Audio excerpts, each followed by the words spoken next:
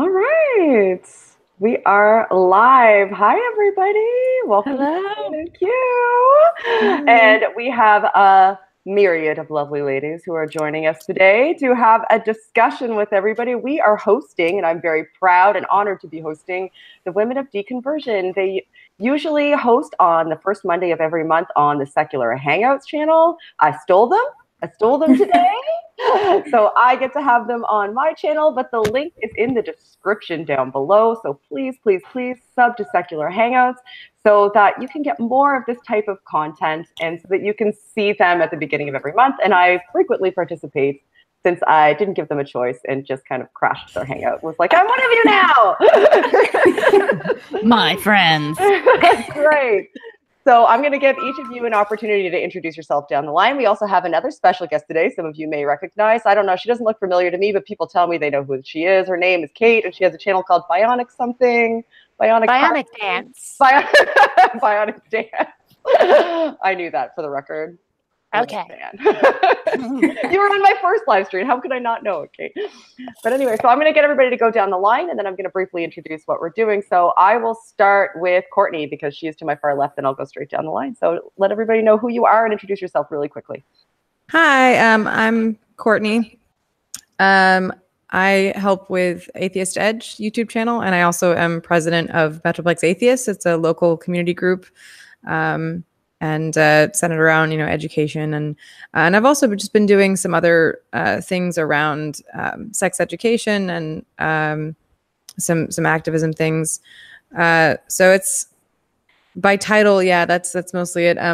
My degree is in psychology, so I tend to kind of stay in that topic a lot. And I'm looking to find a PhD program to join probably next fall. Probably around deconversion of at least destructive ideologies, things like white supremacist groups and ISIS, things like that. So there's some really interesting research going on around that. So I'm not sure where I'll end up, but that's me. Awesome. So we will go next with Christine. Oh, you're muted, Christine. You have to unmute. I know. I was like, oh, I didn't know I was from left to right. Okay, I'm next. Hi, I'm Christine. Heather and I do a podcast for Seeking Faith together. It's just about our journey through deconversion. I'm old, a mom. Me too. I just got my master's in applied math, but I hate applied math. So so I am I'm just here because I really want to help people with this process, this deconversion process, and that's what Secular Hangouts is about. And I'll talk about that more. But yeah, Christine. Hi. Hi, and thanks, Christine. We'll go with Heather next. Hi, everyone. So I'm Heather, and yes, I'm Christine's other half. So I also host the podcast Forsaking Faith, and I am currently starting my 5th year of my PhD in English literature. So that's what I'm doing. I live in a state in the southeast region of the U.S. And yes, Christine and I started our podcast. Well, we've been working on it for about a year, and our episodes are out now every week. So yes, so that's my story. Thank you. You're welcome. Thank you. And now it is Kate's turn. Kate. Hello. So yes, my name is Kate. I'm also known as Bionic Dance. By training, I'm an animator, but most of what I do on my channel is I take other people's religious videos and explain why they're being chowder-headed. It's a lot of fun. I try to put out multiple videos a week. So go and subscribe or I will make you watch while I destroy everything you've ever cared about. There we go. And last but not least, we have the beautiful, the lovely Rachel.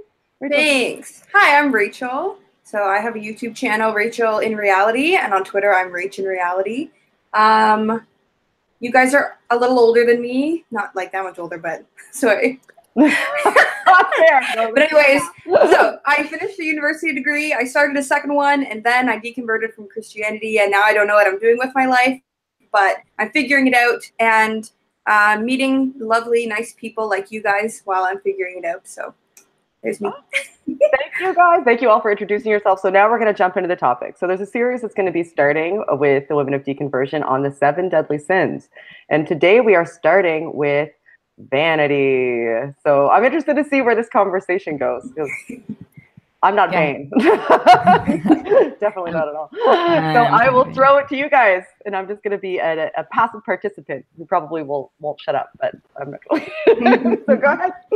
Yeah, so we actually were talking about how vanity also is pride. So for those of you that we'll be talking about both pride and vanity.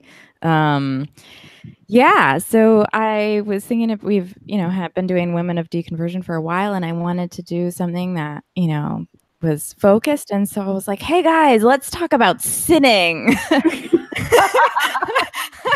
Because it's the most fun. After you deconvert, you're like, I can sin now. I don't have to care. So I'm pretty excited about that. So I wanted so ladies, how do you feel about the series that we're starting? I'm excited about it. I think it's good to explore what makes a sin a sin. Yeah, so I think it's what from a moral perspective makes like a classical Christian sin a sin from a secular perspective. So what is it about vanity outside of a biblical perspective that would make it, detrimental or a quality that you don't want to manifest? Right. Yeah. And are there opportunities where sometimes, I mean, especially pride, vanity is probably a little bit more of a loaded word than pride, but there's opportunity for pride to be something that's fantastic, because if you have pride in something that you've done, and something that you have done is fantastic for others, and that motivates you to continue along that vein. Yeah. If that's a motivating factor for you to continue to do good works, what's wrong with pride? Right. And then there's that argument. Yeah, then there's that argument that people make that's like, you can't do anything without a little bit of pride in it, or a little bit of self things that you're doing for yourself, right? And so it's everywhere. So is that sin there so that you debase yourself so much? Like, did they label that a sin so that you put yourself down so much that you can't be, like, you have to give all that glory to this God person, like it cannot be you. You didn't do that. You're nothing. You need God. You know what I mean? So there's that like idea behind it. Yeah, that's a big part of a religious perspective, is that narrative of being kind of this ultimate vessel for God and not taking any credit for the things that you do. And the accomplishments that you have and the failures that you have, they kind of like, glory to God. But at the same time, I think, there's a flip side to that of taking responsibility for your actions, and having that responsibility taken away at the same time. If you take credit, or if you don't take credit for your successes, and neither for your failures or your mistakes or the wrongs that you do, then I think there's a danger in making it so black and white, having this kind of false dichotomy. Right. Well, one thing I found, because I wanted to make sure that I was fully prepared for this, I went and looked up what the sin actually meant in old times, because it's like a lot of Christian things, a lot of religious things. It seems to have morphed into something different as time went by. And what I read said that vanity was actually more like overconfidence. Like the actual sin was essentially religious Dunning-Kruger. Right? Okay. Yeah. So that was actually like, it seemed to be that excessive confidence in oneself is what the sin was. So to the point that it was false confidence, is that? Or detrimental. Okay. So you thought you were capable of things that weren't necessarily capable? Right. Yeah. At least that's what I read. That's still interesting though, because if that's the case, if the sin is thinking that you're capable of things that you aren't currently capable of, it doesn't allow for aptitude, for increasing aptitudes.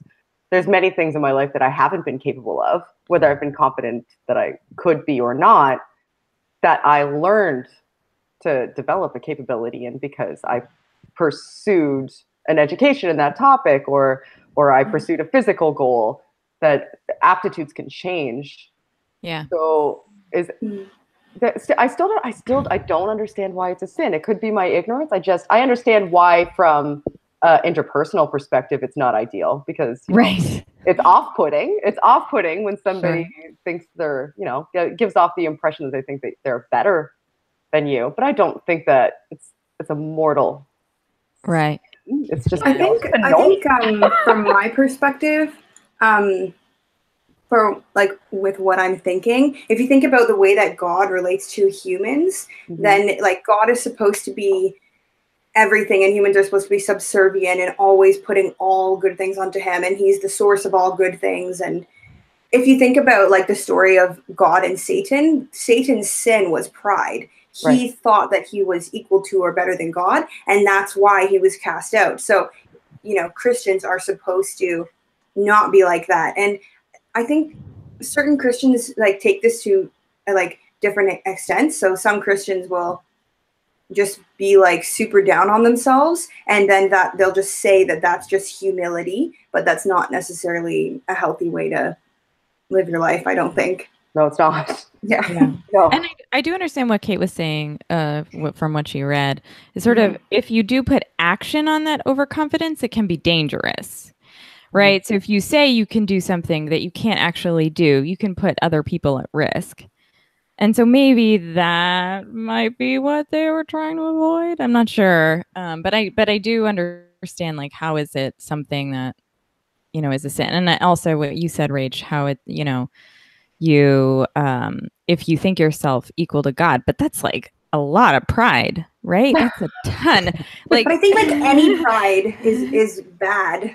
That's true. I mean, if that was the impression that, that we got in school, it was just to piggyback off of that, I remember our Christian school and Christian church was really big on C.S. Lewis, and we read a lot of and talked about C.S. Lewis a lot. So in Mere Christianity, that's the fundamental argument that Lewis makes in that book, is that pride is the root of all sin, because, like you were saying, Rachel, the idea is that if we're prideful, then we are basically imitating Satan and imitating Satan's sin. But then also he makes the argument that all of the other sins are rooted in pride, because all sinning is about us trying to us thinking that we're better than what God has dictated for us, and that the decisions that we make are superior to what the Bible says. So I was really scared of the sin of pride. So that goes back to Courtney's argument too, I think, which I think is the most valid one, is that it's about not giving credit to God for the things that you do that are worth taking credit for. And if you have to give credit to God for all the things that you do or that are worth taking credit for, then how come you don't have to? Because that would mean logically that those things are out of your control and had nothing to do with you if you're giving him credit. How come on the flip side of that coin, he's not accountable for the things that you do wrong? Yeah. And there's this sense that that if you don't take responsibility for wrongdoing of other people, is that just as much not your fault as the good things that you do and the things that are worthy of pride?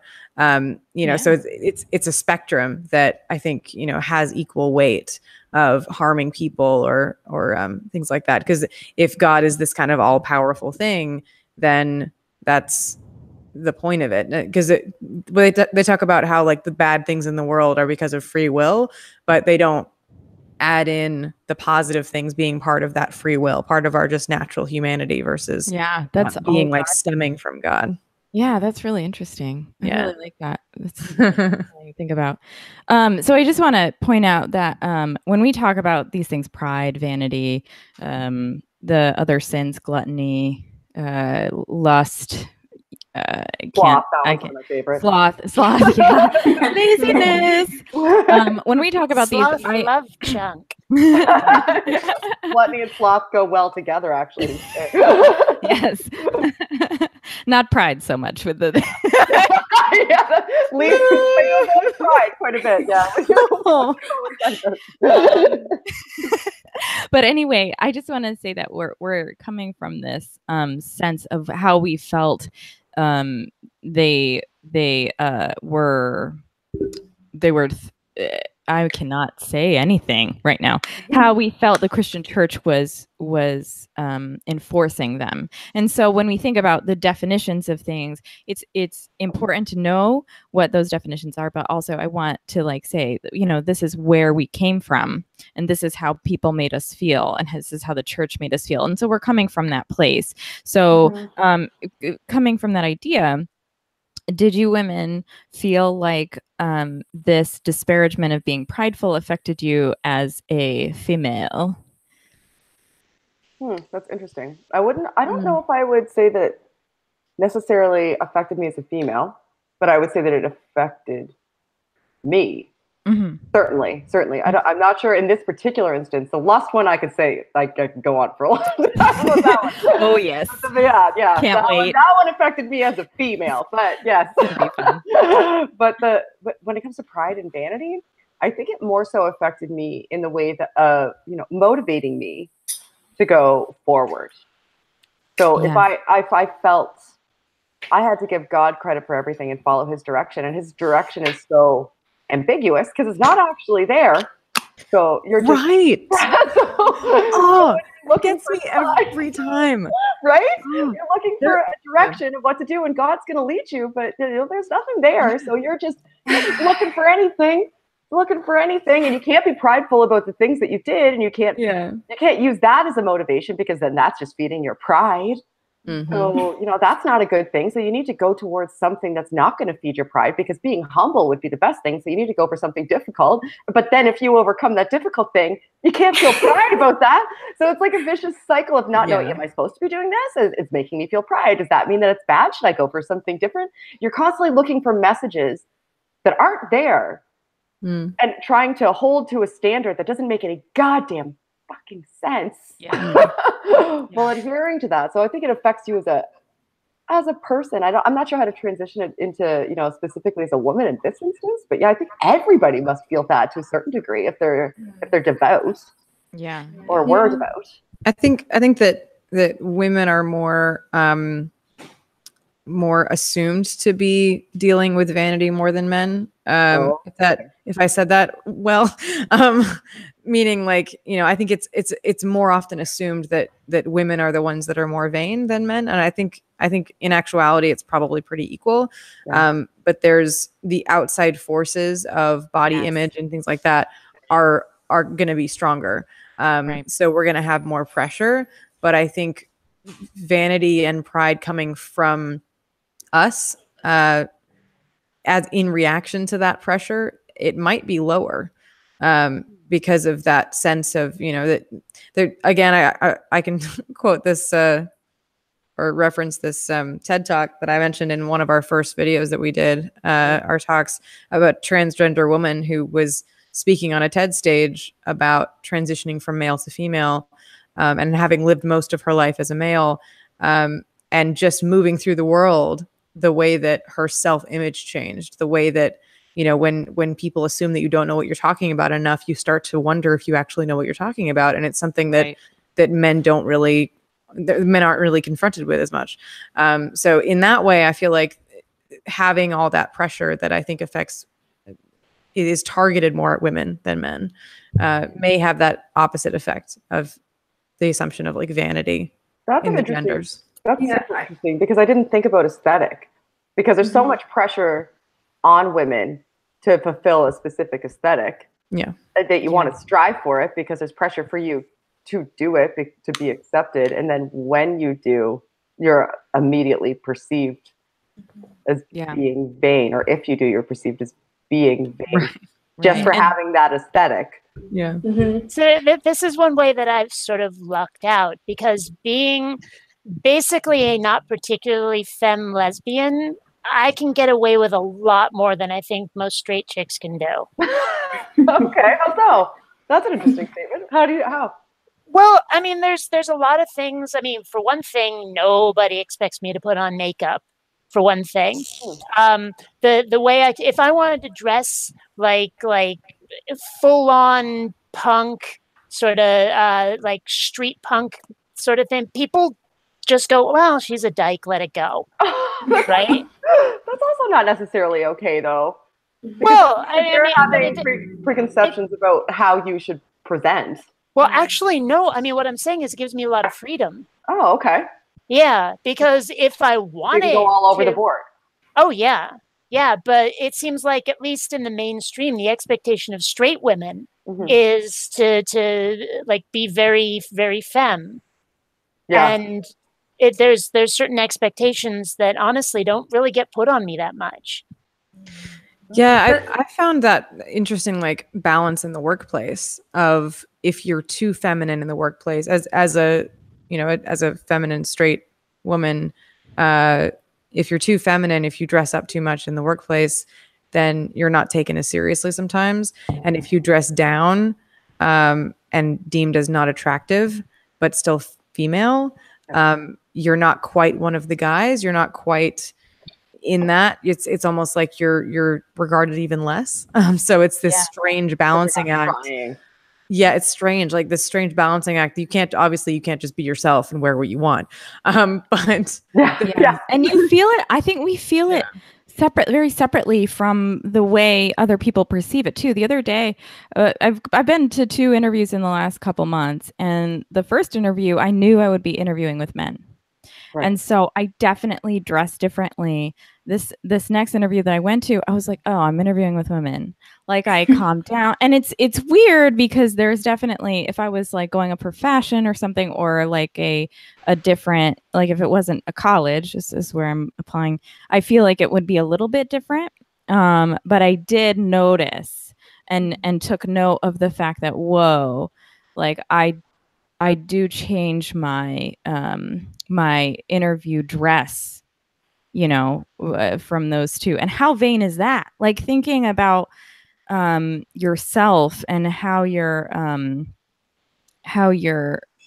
have to sort of treat 2 different sets of people is really, it seems really vain. It seems really self, aware, and not necessarily a positive way. Yeah. If I can piggyback off of that, so, I am in academia. And so you would think that academia would at least be better in terms of, not subscribing to these gender norms, but I find that that's still very much the case, unfortunately, in a lot of ways. And in talking about interviews, I'm going to be going on the job market soon. So I've gone to a lot of job talk meetings, and it's just fascinating how much of the conversation for women revolves around how you should dress in a job interview, and the men don't have that same kind of pressure put on them. And in fact, there was a male faculty member at one meeting I remember who basically said, just show up and act like you're cool and chill. and then another female academic called him out and said, you women can't do that. We have different expectations put on us, which obviously isn't fair. But, she was just basically, saying you can say that because you're a straight white man. If a woman goes to a job interview in jeans and a frumpy shirt and, just acts really cool, they're probably not going to get the job. So, even in very progressive environments, there's still that pressure placed on us for sure. Yeah, because you can't be too attractive. Right. You can't be too sexually appealing. Right. But you also can't be completely, not sexually appealing. Right. Which is what figure out what the balance is. And then walk that line between the 2. Yep. Otherwise, somebody's going to say what you're wearing is completely inappropriate. Oh, sure. It's going to be like, she didn't even try. Yeah, I do think that if you have a certain professionalism in your look, you can be sexy and get the job, right? And because of this cool, like that like there is something to be said about the sexy smart woman that like rises above all. But do you know how hard it is to get to her? Oh, Do you know how hard it is to get about me? I really appreciate that. So I mean, I tried to keep it subtle, Shannon, but that's a balanced measure description of me specifically. I think for me, I always felt this pressure to be a certain way, but instead of like trying, I was like, well, I don't think I can be that, and I just didn't try. Yeah. So like I have not invested a lot there. of time or effort into like fashion or trying to look nice or whatever. I really don't care that much, but I always felt like I should care. And I don't know. When I was 13, I changed rooms in my house, and I didn't have a mirror in the room. And my mom was like, Rachel, do you want a mirror in your room? And I was like, no, I don't want one. And so I didn't have one in my room because I was like, oh, well, I don't want to be vain. I don't want to look at myself all the time. So I don't know exactly why I did that. But yeah, in the past couple weeks, I've been taking a lot of selfies. And when I do dress up, I'm like, hey, I look nice. And before, I like when I was a Christian, I wouldn't have done that at all. Aww. You wouldn't have done it at all, really? So, Well, maybe, but I don't know. I think every kid goes through those times where you like take a million selfies and you're kind of obsessed with the way you look. I think I just kind of, well, maybe not everyone. I don't know. I'm out of my sisters. There were no selfies when I was a kid. I'm generalizing from my sisters to everybody. I had to wait 4 days before I knew how that picture. Oh my god! the pharmacy. This is what Polaroids are for. I hope our face was even in one of them. That is so good. Well, I mean, along similar lines, though, we are all on YouTube. We all have cameras pointed at us right now. I mean, how much work do you go through before you start making a video, for example? I mean, I know that I'll certainly do some hair maintenance, if nothing else, before I start making a video. Yeah. I less now than initially. Initially, I was like, people are going to see me. Today it's 187 degrees, and I was just like, I'm putting on a hairband, and it is. But I also, I make sure I put on mascara and a little bit of lipstick before I went on, because I wanted to, like, to be honest, I wanted to put forth an effort. I don't want anybody to look at me and think, ew. And oh my God, the comment sections. Like, yeah. Like, I mean, some of my peers are male YouTubers, and many of them don't even show their faces. A lot of them are avatars, essentially, which is the big difference. But even the ones that aren't, their comments tend to be more about what they're saying, right? Or somebody's mad. Like they'll get a bit more of a physical threat sometimes. But I will get just overtly, explicitly sexual comments. Or just really visceral, nasty sexual criticism.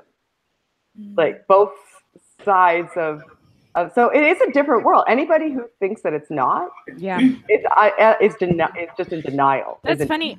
Yeah, Heather and I had like a whole conversation about whether or not we would do YouTube or podcasting, or how we wanted to develop our content. Sure. And we like talked about this for a good 15 minutes. Like, well, we're two women, so that's appealing, but we're also two women.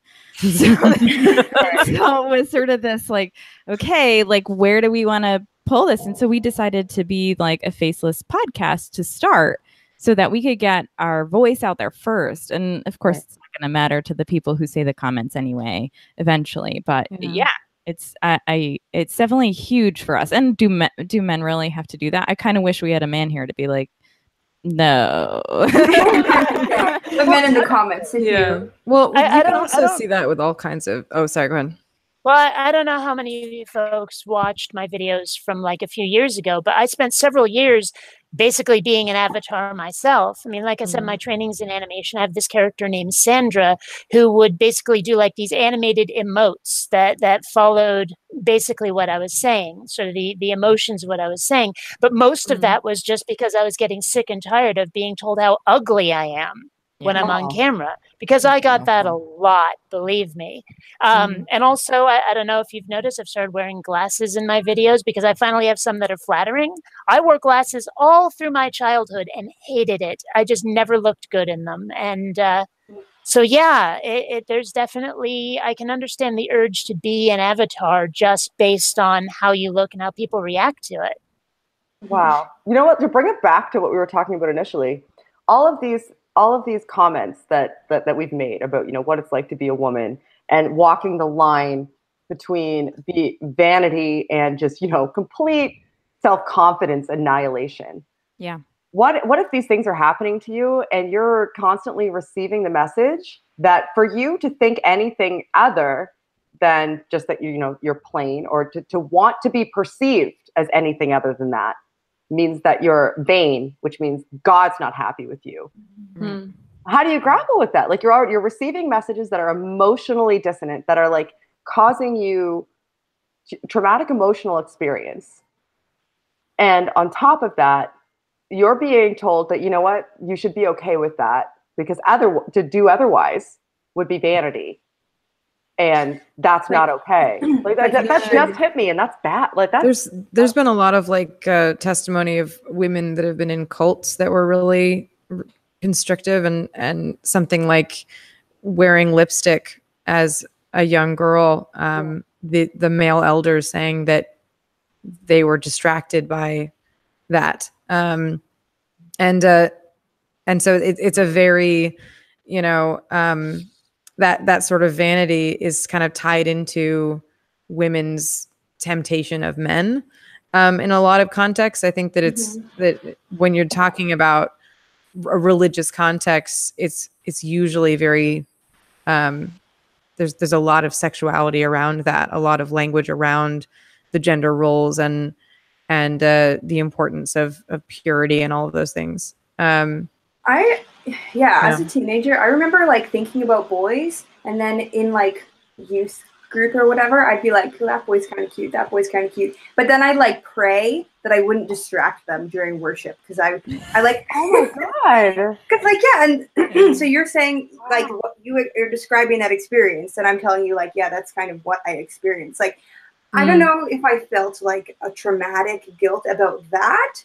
About other things, yes, not about that, but that definitely goes through your mind because you're taught like you don't want to distract other people, and that's part of the reason why you don't dress provocatively, like modesty and all those sorts of things, is because you don't want to distract the men who are visual creatures. And yeah, it's a lot of stress. Yes, it's a lot of stress to put on girls who are just trying to figure out things when they're, you know, going through puberty. Yeah. And there's this I like to think of these things in regards to biology, right? And so when someone compliments us, whether it's our looks or our smarts or anything that we feel pride over, we get endorphins. You know, it feels good, it's positive. And so there's this weird fight between the religious ideas and biology that's happening that's really funky. And I think it's in a lot of the other sins too: gluttony, lust, you know, sloth. Those things are like, look, that's biology sometimes, and it's the extremes. And I know, like, yes, they are talking about the extremes, the good ones, but when people are enforcing these things, generally they generalize them, and they say, you know, don't be prideful at all, like that's all bad. And it's just like, my biology is telling me to have a little bit of confidence, to have a little bit of faith in myself, you know. Yeah, like 12-year-old girls going through puberty, they need some friggin' confidence. Like, they're probably like, they need all the confidence they can get. And I wish we could, like, if you're telling these like girls who are figuring out who they are and what they want to wear and things like that, but you take all of that away from them, take that self-identity of of what do I think looks good on me, and oh, you know, kind of imposing your idea of what they should look like. That's a really, you know, that's already coming from all sides. And religious, you know, affiliation is supposed to be a sanctuary for people. And at least for, you know, some groups, it can be just as much of that type of pressure, unfortunately. You know, not all of them, but yeah, it's not a good place when you're already that vulnerable, and it's already, you know, something that's so central to who people believe that they are. It's terrible to put that on them in that place as well. Yeah, and I was going to add, so I agree with what you're saying, Courtney, and to add to that, to take it to on a broader level, not just about appearances, but I really felt this way about other things like accomplishments and intellect in growing up. And it's taken me a long time to move past that. And I think I'm still not fully there, although I'm trying to get there. But I'll still, you know, sort of react viscerally to people posting on social media, promoting themselves or saying, I did this thing and I was really successful. And I tend to avoid posting those kinds of things on Facebook and other social media outlets, although I'm trying to get better. And I did, when I passed my preliminary examination for the PhD, I did post something and I was like, oh, I worked really hard and I'm proud that I accomplished this, but that was such a big deal for me. So I think, and again, I think this is for me, in my experience, it was definitely very much a gendered thing. In my environment, you know, women were supposed to be, you know, demure and modest and humble. And I watched women in the church that Christine and I went to who are very smart and very successful, kind of perform that modesty. So I do think there's more pressure, certainly in my experience, there was more pressure on the women to perform that kind of humbleness that I'm still trying to move past. Yeah. Kate, I was wondering, how was it being raised in a secular environment? How did that sort of play a part? Well, I mean, with my parents, it kind of didn't, just because, I mean, my parents did whatever they wanted dress-wise either. I mean, one day they might be in like tie-dye. The next day my dad might be in a tie. But in school, on the other hand, that was a different story. I mean, it's very similar to what I've been hearing you folks say, but there wasn't that sort of supernatural pressure to it. There wasn't that like God will get you if you are too proud or like too full of yourself or something. Your peers will, but you don't have that celestial father figure coming after you, like in your fears, your dreams, whatever. Mm-hmm. So yeah, that's the idea of being lukewarm, you know, that pressure. I was always scared of being lukewarm. Like, okay, I'm allowed to have a little bit of confidence if I give the glory to God, but if I think I did it myself, then I end up in this lukewarm thing. Like it's kind of me and it's kind of God, and he's going to spit me out of his mouth. I've always had that sort of thought of like, yeah, don't be lukewarm in any of these sins or in any of these accomplishments for yourself. Like, don't, make sure you're giving full glory to God. And it's just like, how do you know the balance though? That must be impossible. Like, yeah, how do you find the balance? Well, it depends on where you live. Just enough credit to God that he's okay, but I can still be kind of content, but and confident in myself. Yeah. Like, I've often thought, I mean, just looking at all of this from the outside, that the whole idea, I mean, you were talking about biology before, the whole idea seems to be take these things that are so natural and tell people they're horrible and they have to apologize for all of them, but they're so natural that they're going to keep happening. You're talking about that cycle, and it was a way to keep people in the church, to make them psychological slaves who can never meet the standard they're supposed to meet, but feel that they have to. Like, that's the way it's always looked to me when I first started thinking about it. Like it's definitely the oppression of it. Yeah, I can see that. Yeah. Yeah, it keeps you trying, constantly striving that you need that glory, that you need that assistance, because who you are constantly is going to be going against what you think you're supposed to be. So if they make it these, like, you know, moral guidelines that are actually moral guidelines, then if somebody lives a good life, then they may eventually feel like they don't need the church or need God to be moral. But if you make it part of someone's human nature, then they're constantly going to be fighting that within themselves, and it's just terrible. terrible. And I mean, from the Christian advocate sense, you can sort of think, if you are giving the glory to God, then it does feel like a blessing. So there is some sort of feeling of good there. Like if you really succeed, you're like, wow, I've really glorified God. And so there is this, I think it can be balanced in terms of not as oppressive, you know what I mean? But I definitely can see from the outsider's perspective, it can, and even inside, it feels oppressive. Because go ahead, Rachel. I think it really depends on the person, because like people are affected differently, like very differently. So that's true. For me, like this whole vanity thing, I mean, I think I just didn't really put that much effort into things, so it wasn't a problem that I was succeeding. But if I did, I didn't really feel that great about it. But anyways, I think for me, this, what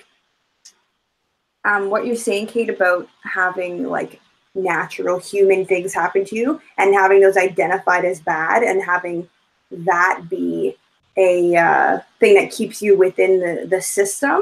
For me, that was definitely the case with like sexual thoughts and things like that.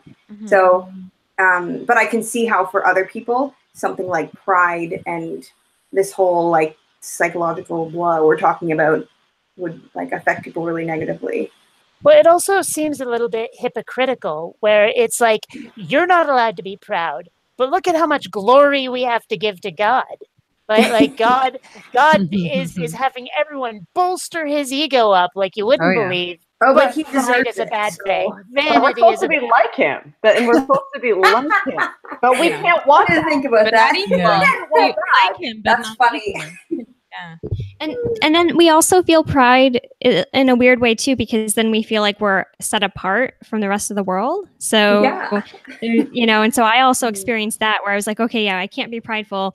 I'm going to give all the glory to God. But then also I would then feel superior to other people around me who weren't Christians, because I had this hidden secret knowledge that they didn't have, and I was going to heaven and they weren't. Oh yeah. I remember like my parents' friends like congratulating me for understanding and knowing the truth at my young age. Oh yeah. And it's because I was raised with a very kind of home-based, more like specific, less organized version of it. And so it was very specific, and my family didn't really agree with a lot of organized religion churches and a lot of the things that they taught. So it was a very unique perspective and religion among even the Christians. So it was like this elevated sense of, we know the truth beyond not only the non-Christians, but most of Christians. And that, but at the same time, that revelation and that gift was a revelation given from God to us. So it wasn't us who had discovered it. It was revealed to us, and we couldn't control, and human beings couldn't control whether they had that revealed to them or not. So it was just like really, it was messed up, but it was like, but I do remember that sense of pride, like Heather was saying about, and Rachel was saying about, like, I have this truth that no one around me understands. And how great is that? How do you differentiate that from somebody else who thinks that they have God's different denomination, who has a different stance, who believes it's just like, how do you differentiate that? These are the questions that took me out. It's like, me too. Me too. Yeah. My disagreements with other people on the way to interpret the Bible, right? And I was devout, like to the point that like I was an altar girl. I carried the cross and lit the candles and prepared the Eucharist, and like, you needed to come to me to get to God because I wanted to be your gateway to God, because that's how much I loved him. Like, I will give you the body of Christ. Anyway, so like, I've got it. You don't have it. I have it. I have it, and I will give it to you. That's I'm the gatekeeper. From me. So anyway, but I came to the point that I was like, I had to reconcile the fact, I read the Bible cover to cover instead of just spot reading it, which is a big difference. Big difference. I suggest everybody does it. If you're a Christian, just read it cover to cover with an open mind. Just do it. Read it cover to cover. Please just do it. But anyway, I did that, and other people, I started having questions, and other people would have valid interpretations that were drastically different from mine. Right. And then I'd have to go back. I'd be like, wait a minute. We're equally right in the fact that we're both fucking wrong. Nice. But we're equally right about that. We both have ground to stand on for these things. So when it comes to revelation, and I know that it just took me off topic, but it hit me. Like, how is your revelation more valid, substantively, quantifiably, objectively than anybody else's? Right. But how do you know? Yeah, and that's another thing that's like bringing it back to vanity. This idea of how do you define vanity? How do you find what is appropriate amount of self-confidence and what is pride, and what turns to pride and vanity? If you're looking at the 7 deadly sins perspective, then it would be whether God deems it to be that or not. But how do we, without that sense of God, define that for ourselves? That's very if I'm interesting. going to define pride, there's this big old parade that happens in the summer with the rainbow flag. Yes. Oh, yeah. Think about that for a second. Whoa. For me, I think a huge part of my Christianity was controlling what I felt like, or trying to, and controlling what I thought. And that was like, I did that a lot. And so I think now that I don't believe that I have to do that, it's really nice to just accept the emotions and the feelings that are happening to me, and having the knowledge that they're normal. Other people feel this way too. And just, if I do something that's good and someone compliments me on it, I can just say, well, thank you. And I can feel those feelings. Yeah. And like, that's really nice. So I think, I don't know, like, what is pride? I mean, I think feeling good about what you've done and those feelings, I don't think we should say, oh, don't feel those feelings. But maybe like what we think about ourselves should be balanced by certain things. I don't know. Yeah, humility. Well, it's not, I mean, if you can find the good balance between pride and humility, then you're solid. And but in the Bible, in the Christian faith, at least how I felt was I didn't see that balance. You know, it felt like, no, humility is the only way. You cannot have any pride. You should only be humble. You should only say, you know what, when people congratulate you over something, an accomplishment you had, you're supposed to say, you know what, it wasn't me. Give the glory to God. And so that extreme sense of humility is what I think really put us down, you know. And I think that's where you find the balance in the secular world. You just have to be willing to say, I'm still teachable, right? But I still can be happy about what I've accomplished and proud of what I've accomplished.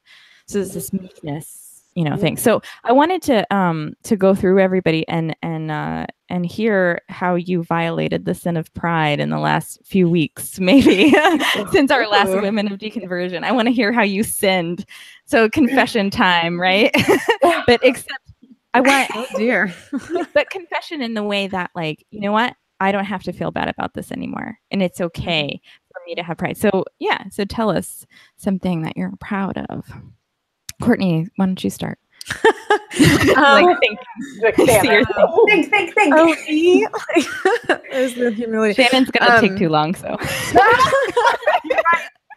do me laugh. I'm proud of so many things. I'm characterized as long-winded myself. So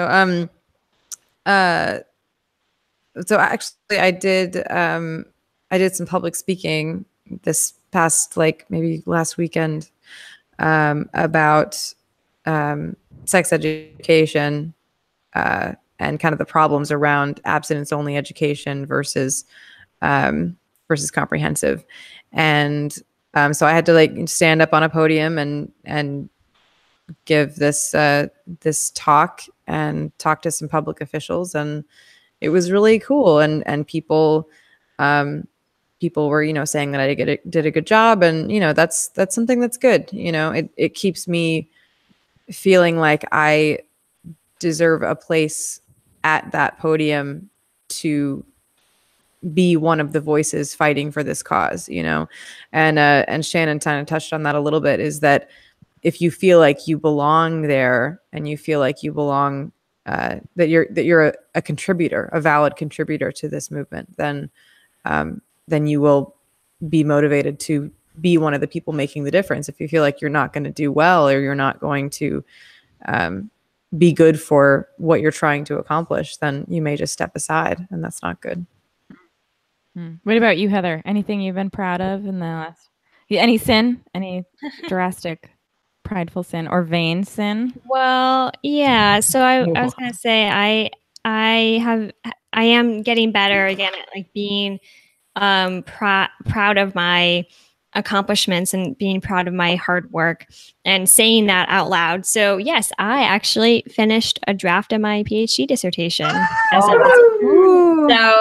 And I'm proud of that. I'm proud of all the work I put into that. So there's that. And then also to go with the vanity thing, I'm also getting better at just being confident about my body and confident that I am attractive, and and because again, that was something I was, as we've been talking about, that was something I just wasn't allowed to think or feel when I was younger. And so yes, I went to a concert last weekend and I dressed very sexily and was proud of it and happy and knew I was sexy and enjoyed that. So and this is such a big deal. I just saying that out loud, it feels so good. Yay! Good. That's like with the dissertation thing. God didn't do that fucking research. Heather did that fucking research. Yeah. You know how hard that shit is? Yep. It's so hard.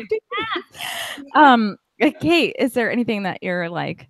But this has never felt like a sin to you, right? Or maybe it has. Maybe you're like have been too prideful. Yeah. So, but but let's hear your. There have been times when I thought I might piss other people off by saying, check me out. But I've never, it never really felt like much of a sin, no. But if there's anything that I've done recently that could even remotely qualify, like I said before, I'm trained as an animator. That's where most of my education is. And my videos have traditionally had animated intros. Well, I decided that I wanted to have, rather than just use the same one over and over till I got bored with it, which would happen in about 7-8 months, maybe a year, and then making a new one, I decided I wanted to make a whole bunch of them all at once so I could cycle through those and keep people from getting bored. Nice. Right?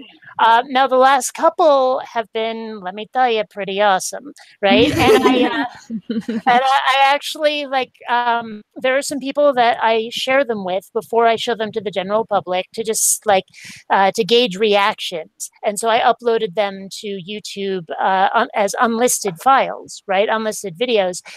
And kind of watched them several times my own darn self.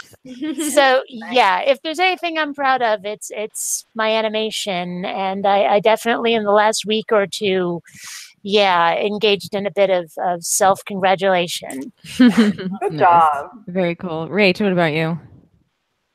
I don't know.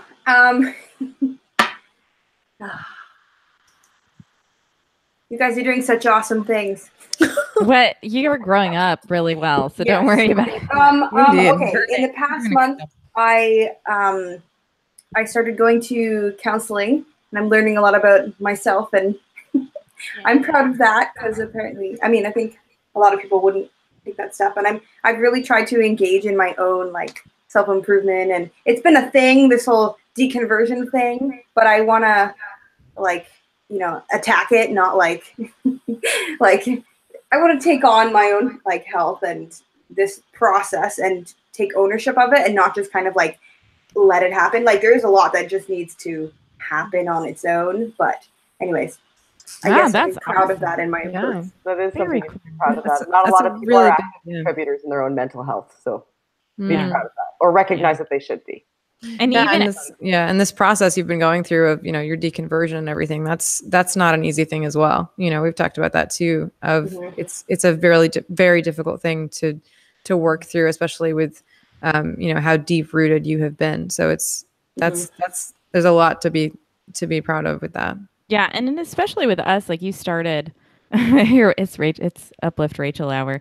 Like you did start like, you know, shy and nervous about like sharing your story, and now you're like, yeah, you know, this is a thing. I do this, and it's awesome. And so yeah, definitely huge to be proud. So I'm glad you're proud of that. All right, Shannon, you go ahead. I just, you know, I'm teasing you. Well, I did.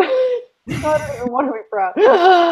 I did a lot of research for the past 2 edited videos that I uploaded on the myth of the unhappy atheist and why it's so dark in the atheist closet. And through that research, in order to present it, I wanted to make sure that I presented resources for people that were going through deconversion and had issues that needed to be addressed, so that they would know what resources to reach out to. Nice. Through that process, I found, through my friends Thomas Westbrook and Drew, Genetically Modified Skeptic, I found the Recovering from Religion Foundation. And in the past few days, I've been in contact with Daniel Ray's, I think is his name.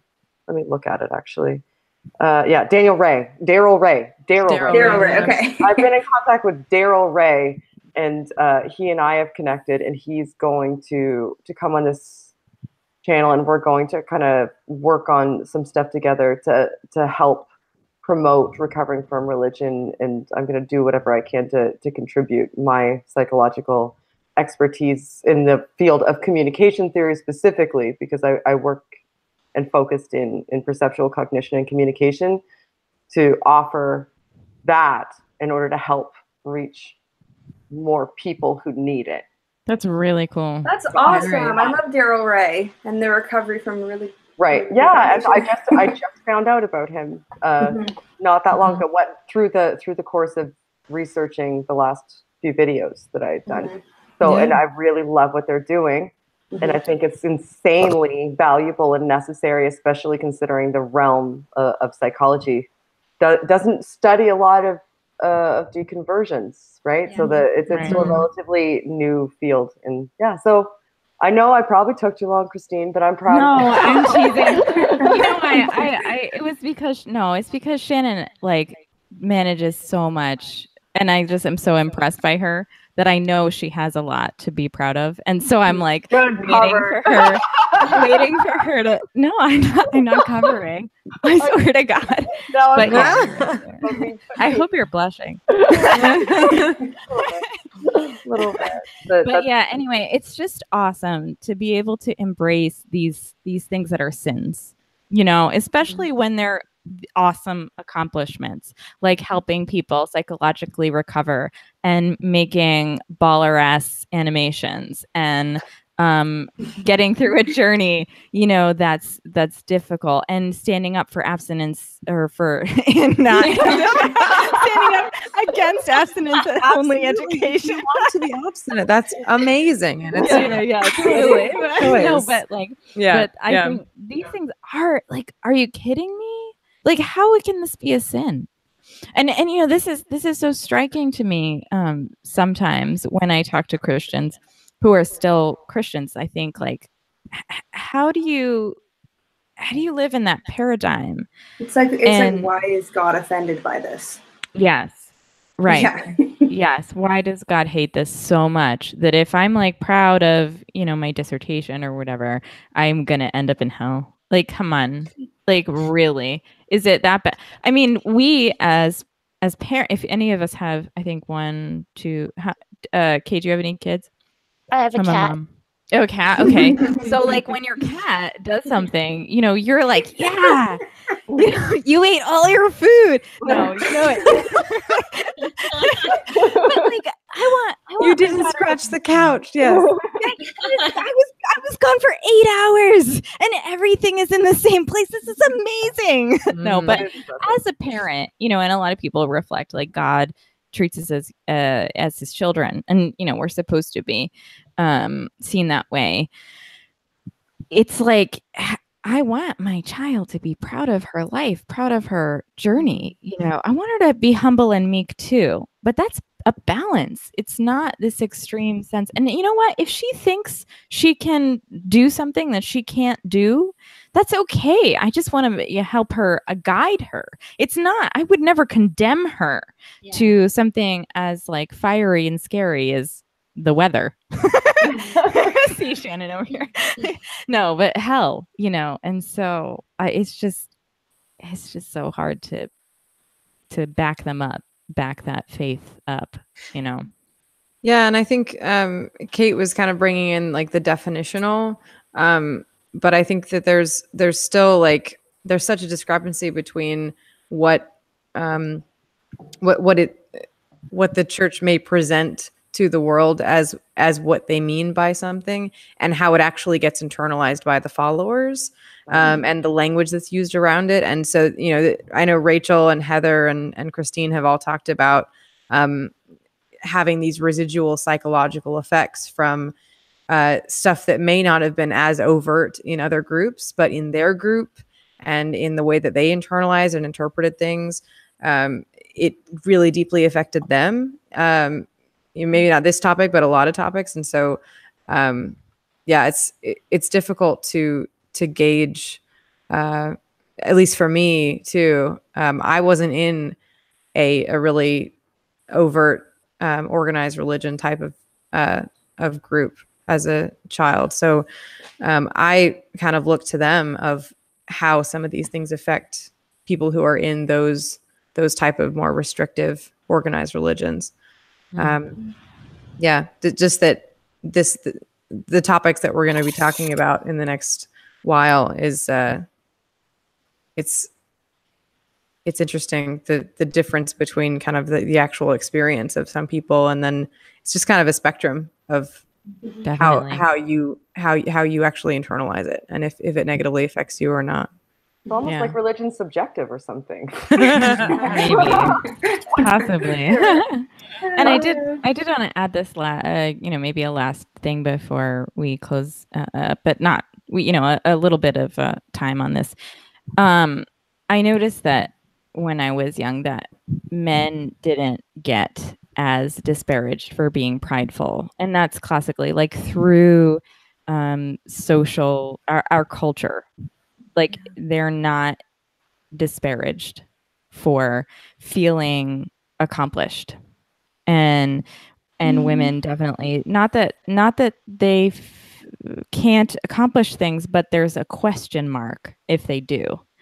And so that sort of duality there between like, okay, men can be prideful. Is that because God is a man, or, and I noticed that in the church a lot. There were a lot of there was a lot of pride in the men in our church. And that's interesting, because I think in my Christian circles, the men did receive that messaging, like that they shouldn't be prideful either. So I guess it depends.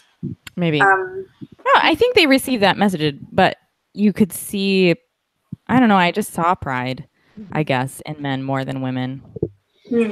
Yeah, I would, because often, I see this all the time. And again, even still, that men will sometimes say something that sounds politically correct, right? But they don't necessarily perform that. And this isn't just a problem with the church, although I agree with Christine. I had that experience as well in our church. But again, I'm in a liberal environment now, and this is still a problem where men will say that they're woke and they'll talk about feminist theory, but then they will still dominate conversations and cut women off, and and et cetera, and sort of perform these behaviors, and they're not necessarily aware that they've been socialized to behave that way. So yes, I agree. And in our church, I felt very similarly. Like yes, officially the message was no one should be prideful, but it still in practice felt like there was more pressure on us as women to be humble.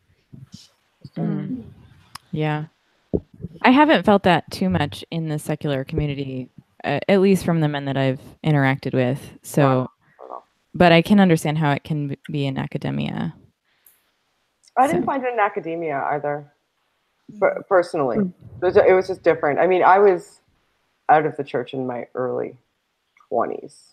Yeah. So that when I started living my adult life, at the point where you start to take note of these things, I wasn't really in the fold so much when I was starting to assert myself as an adult. So I can't relate to that experience. And I also I was in a more liberal church, perhaps. I was an Anglican. And yeah, it was more of a liberal environment in the church, which is all of this stuff is really interesting to me, because I'm kind of akin to Kate in certain aspects, because I was never like I'd always believed in science and evolution, and I was always told that it doesn't contradict with anything, and I was always, equal Lucky. rights, and I was told that didn't contradict with anything. Basically, I was allowed to kind of have these thoughts up to a point. There was a point, and it turns out that point was gay rights and gay marriage and women being priests. that was the point. But up until that point, it was allowed to wash, and I didn't really challenge it by actually reading the scriptures myself. Right. But I never found that dichotomy with the male expectation, but perhaps it was my own individual initiative, because I walk into every room like I belong there, and if you don't think that I do, nice. You better get out of my room. So yeah, maybe it's just a personality differential that I didn't come up against. Yeah, so I'm not sure whether this quite qualifies or not, but okay, I'm adopted. And one thing that is common among adoptees is to have these fantasies about who your real parents are, who your birth parents are. Now, you'd think that most kids would be like, oh, clearly my parents are deposed royalty. I'm a princess and I'll come back someday to take me back to the kingdom. But no, actually far more common among adoptees is my parents are space aliens. And they're going to come and take me back to the home world. I spent a lot of time begging for that to happen, right? But there is a certain element of, look at how much more badass I am than everyone else. I'm a princess. I'm an alien. Nice. There is a certain amount of my life is so much cooler than you guys, based on nothing, absolutely nothing. Yeah. So, I can't wait till the headline comes out. All Scientologists are orphans. All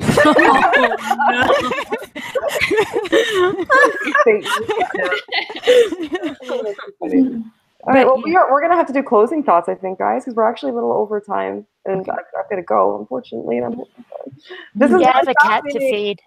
So, yes, that's right. Kate's got a cat to feed. Yeah. I just want to reiterate for everybody that came in late that we are hosting the Women of Deconversion, and you can find them on the Secular Hangouts channel, and the link is in the description. And it is the first Monday, of every